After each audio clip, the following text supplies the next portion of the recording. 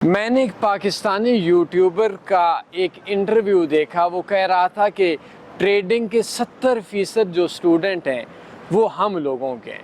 میں حیران اس بات پہ ہوں، چونکہ میں یوٹیوبرز کا نام لیتا نہیں ہوں.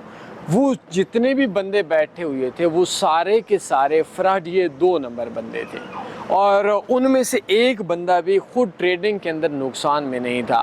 تو اکثر آپ لوگوں نے بلکہ مختلف لوگوں کے منہ سے سنا ہوگا 20%، 40%، 60% جو پاکستان میں ٹریڈنگ کے، امیزون کے جو سٹوڈنٹ ہیں وہ ہمارے ہیں. تو ایک چیز ذہن میں رکھ لیں، یہ لفظ ان کے لیے اچھا بنتا ہے کہ پاکستان میں جو ٹریڈنگ میں 70% لوگ آئے ان کا بیڑا غرق ہم نے کیا ہے، اور ہم نے اپنے نفع کے لیے ان کو اجاڑا ہے.